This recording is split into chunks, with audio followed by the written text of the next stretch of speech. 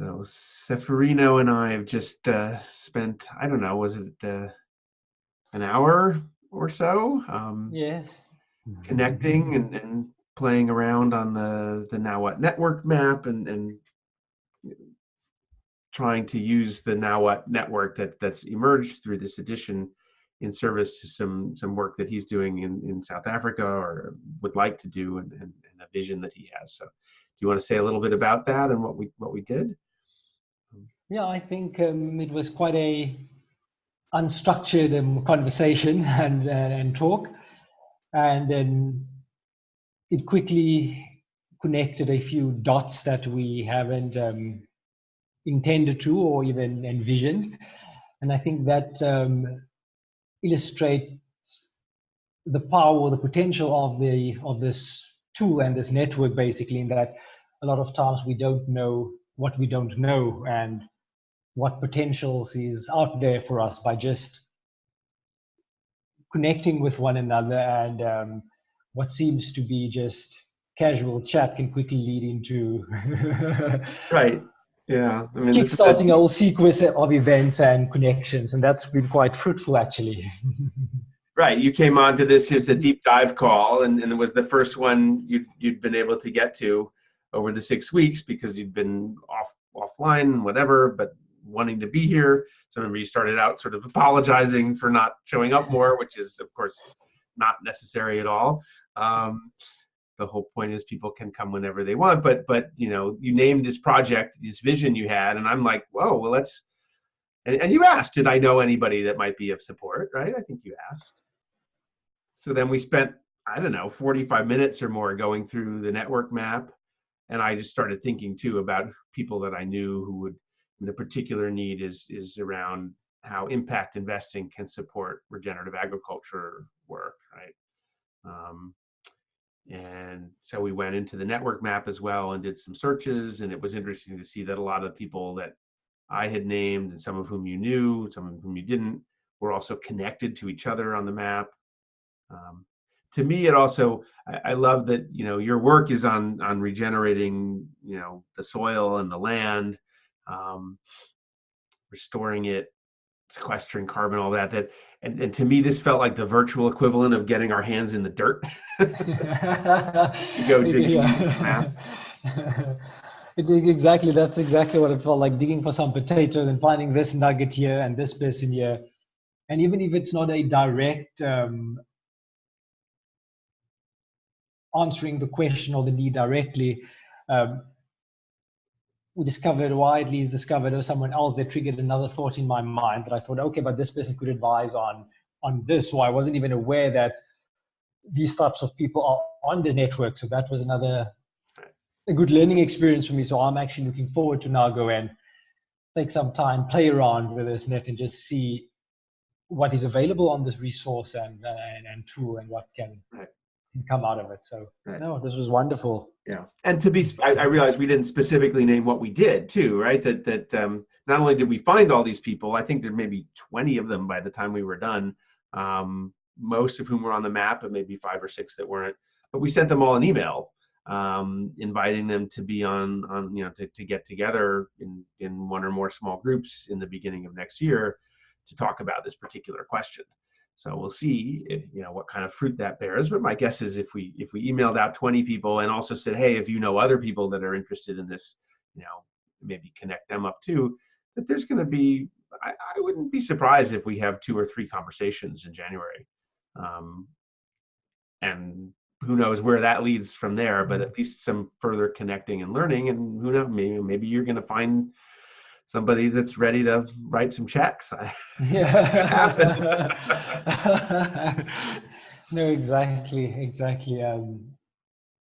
Maybe if they know of an example of something of like this that has happened or that they know of, to just learn from best practice and to see potential pitfalls and what to avoid and what to look out for. That by itself would be a excellent experience and value. Yeah. So no. Yeah, and there are at least 2 people on that list. One doing regenerative ag work. One who's doing it in Africa already, not in South Africa, in Zambia, and then there's somebody else who wants to start a project in Uganda.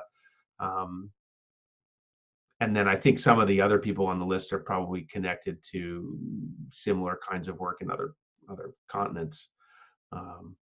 So maybe there's a little learning cohort that can emerge around this. And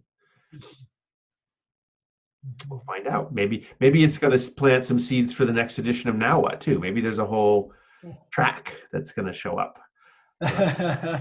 Cohort.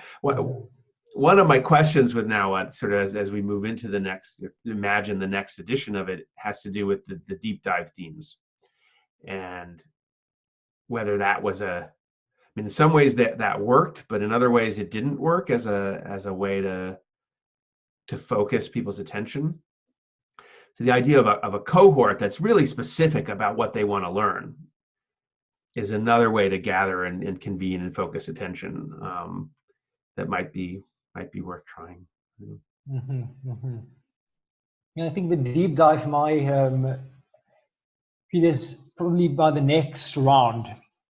Because I think a lot of people are also perhaps still trying to find their feet and connecting with like-minded people to really find their niche into what they want to go into it. But luckily from my perspective, I at least have that idea. So it is relating to regenerative agriculture, but also a strong consciousness aspect, because I believe this whole thing about regenerative agriculture, or the degeneration of agriculture was not, or is not, a problem in and of itself. It is merely a symptom of a bigger problem, and that problem has been a degeneration of consciousness. So it is all good and well that we're addressing the regenerative agriculture, but keeping in mind that that is but an organ in a bigger human psyche that needs to be addressed here. So my focus was a bit clearer, but I remember from the climate change and consciousness conference in Finland earlier this year, there was a lot of people where they were quite new to, almost in the phase of, oh, I just became aware of this crisis facing the planet. Where do I fit in within this? But once people start identifying where their slots are and where they could have the most impact, that's when the deep dive sessions will really take off, because they can really zoom in on that with like-minded, and once they've connected with like-minded people as well. Because this is something that I found as well, even after climate change and consciousness. At this conference, I was surrounded by all these like-minded people, but then all of a sudden I was back home and I had no one I could relate to, so I was almost alone again. So it's like finding these people now on this virtual map on Now What, and connecting with a community that I don't have at home or in physical life, basically. Yeah, I hear that story a lot. Although I have to wonder, I mean, you're in Cape Town, right? It's how many people live there? Yeah, probably 3 million, I would say. I thought, yeah.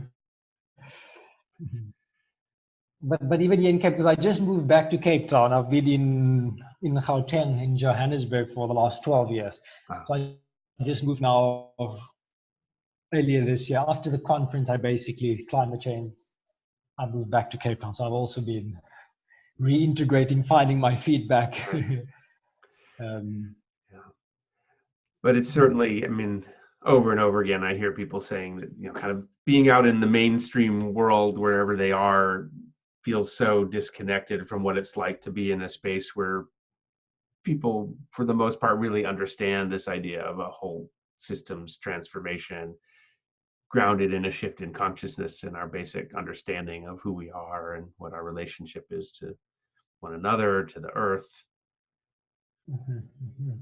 So it is nourishing, right? To be just that way. Yeah. And I think, in a sense, we are almost like the visionaries. We can see something that the others can't quite. And they will jump on board once we've started grounding some of these initiatives in real life, basically. Well, this is at least my feeling in South Africa. When I talk to people about these things, they can't envision it like a regenerative agriculture farm or a way of doing it. It can't, even though they I've become quite aware that the existing system is quite broken and not going anywhere. There's a gap between this and seeing what's possible. And that's why I'm feeling it is so important, why I want to get something off the ground to serve as a demonstration. And that's when the rest will jump ship, basically. No. Yes, that's a theory of change. May it be so. And I think it's so hard to know. I mean, one of the themes for this edition now what has been adaptation to a transforming world, and that came out of my exposure to the deep adaptation framework that has a pretty pessimistic outlook on what's possible. And although it'd be interesting to see within that community, I'm sure that a lot of people are looking at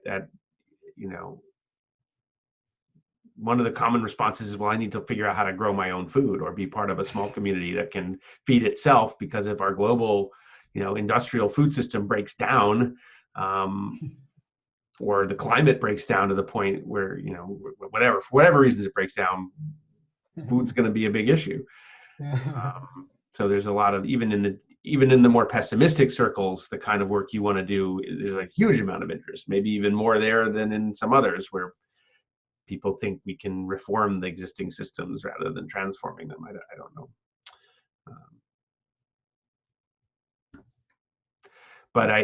But your story that people kind of see the practical examples of how to do this differently and then jump to that.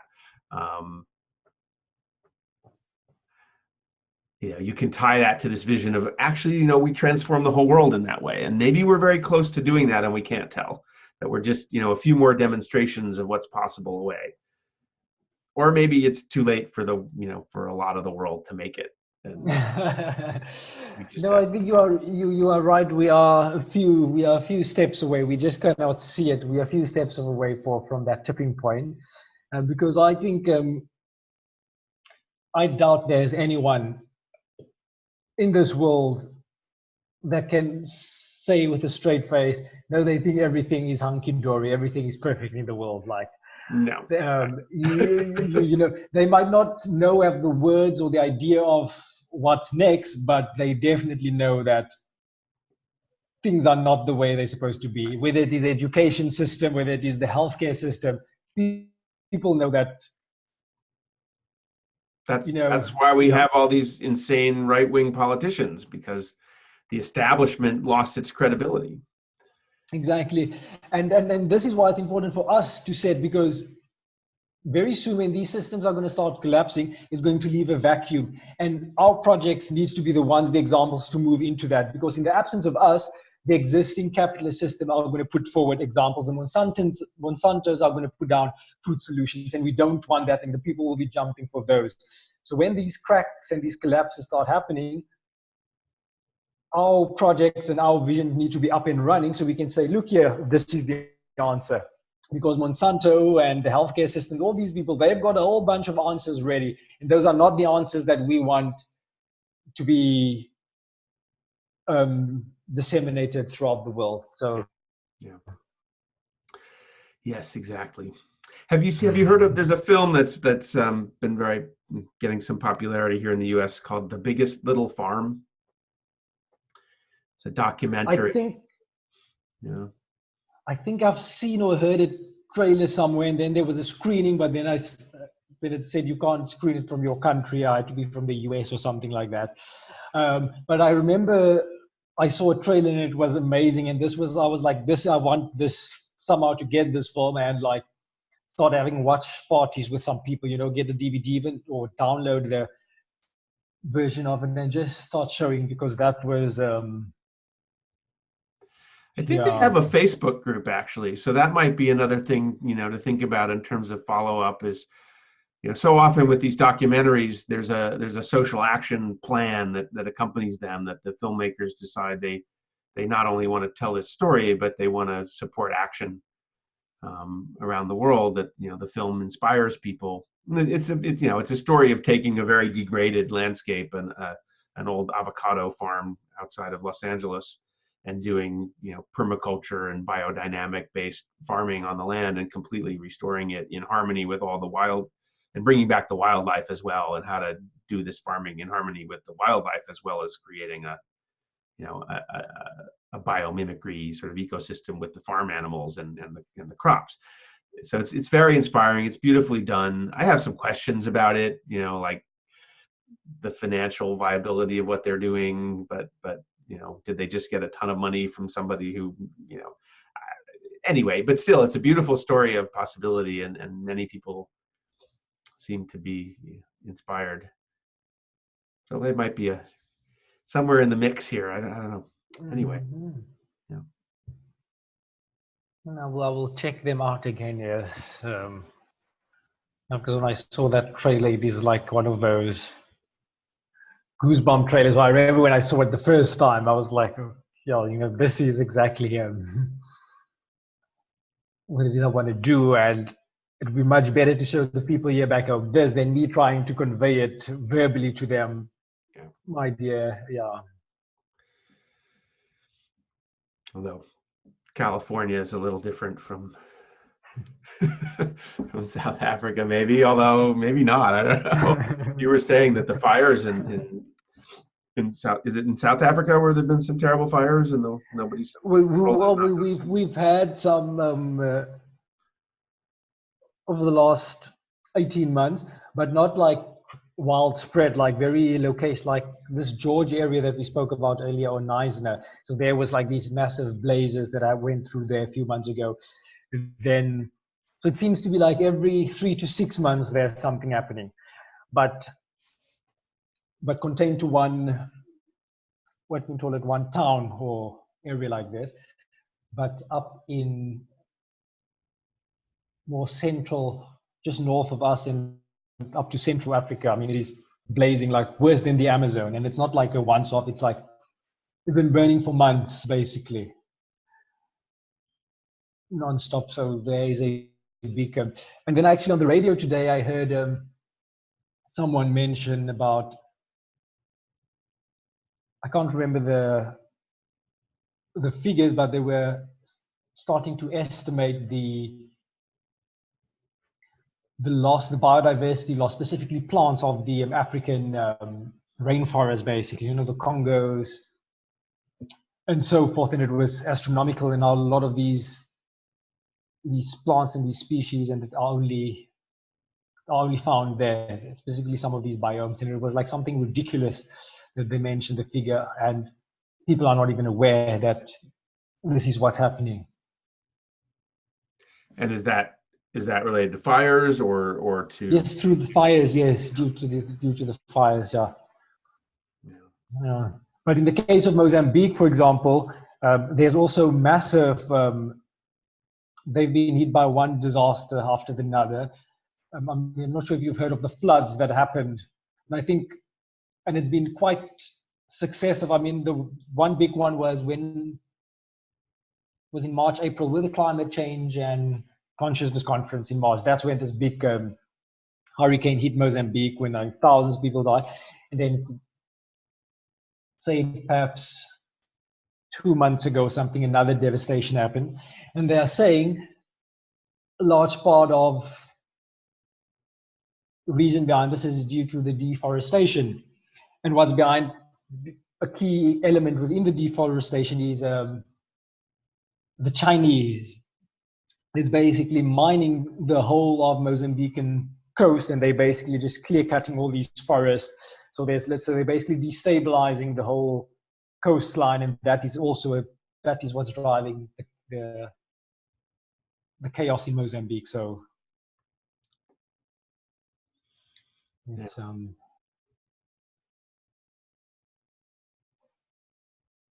we'll see what's ahead. And so this is the type of project that where I'm thinking to introduce regenerative agriculture in, basically. So places like this where so it's not just about food production, but it is literally combining landscape environmental restoration with regenerative agriculture, basically. So it is not just a financial capital, but also the social capital and investors that has got this affinity toward these projects. So now it's not just actually going in there and establishing trees again. So whether it is the cocoa trees or the nut trees, getting trees back in there, that's doing the environmental service.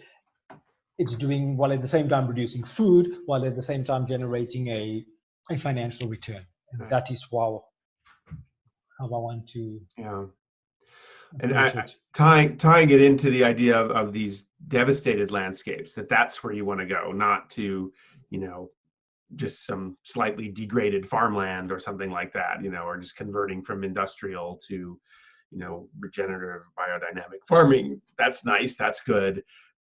And we're seeing, just as you say, these enormous swaths of land being destroyed now by fire or severely damaged, or logging, and or other things. And so there's such an enormous need for showing that it's possible to take that land that's been so damaged and turn it back into a garden, food forest, something that can hold water and bring back biodiversity and create food.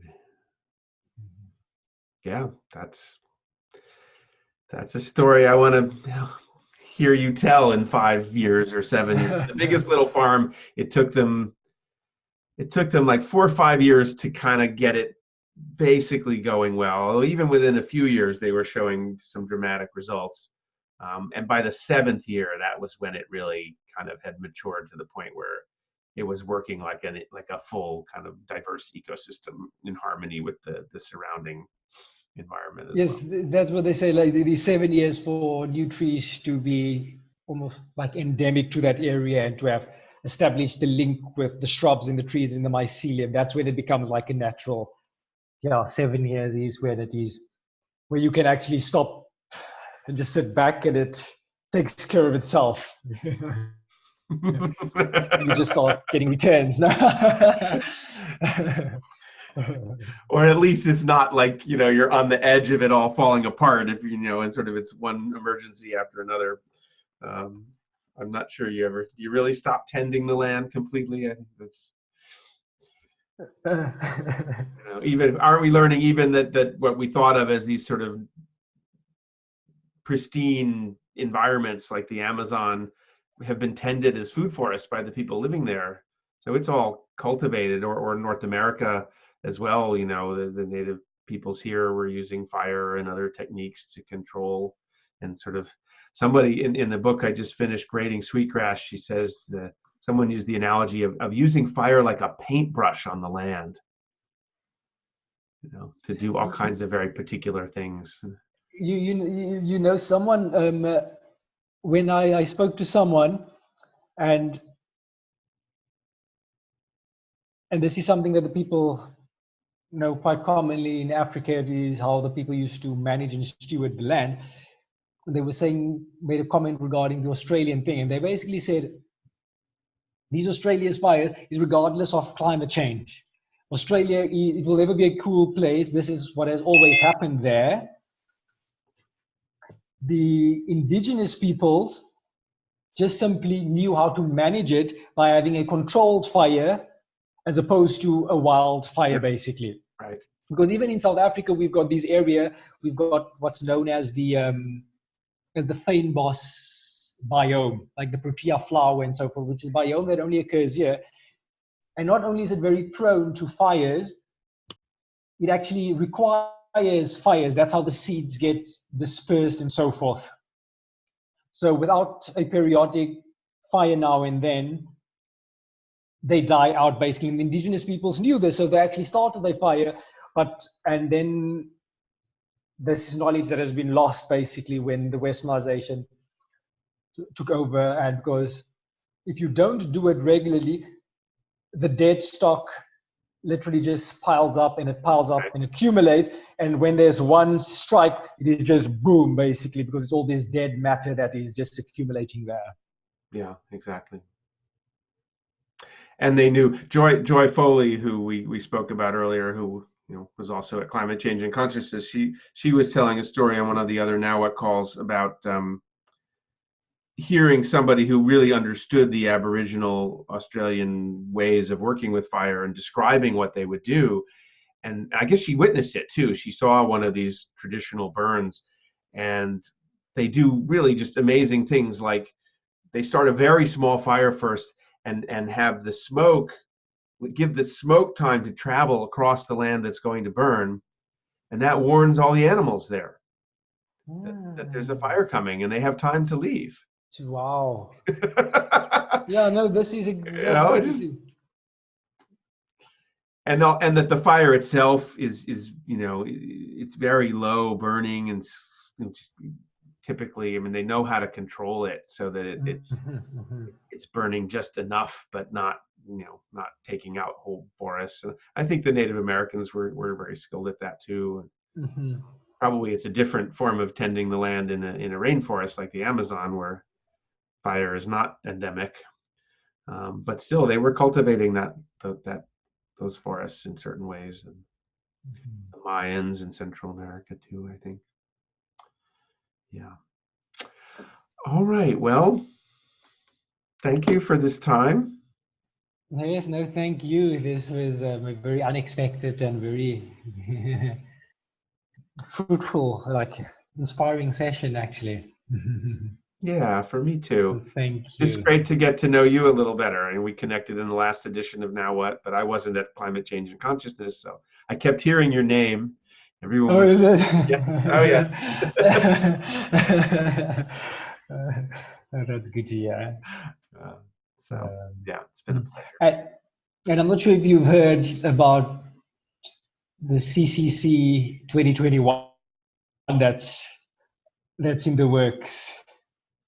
2021. Is that, well, in Norway? I thought that was in Norway. Yes, in Norway they're planning the next one. Yeah, so that's also yeah, with Inger Meta in the oven. Yeah, that's so it's 2021, not 2020.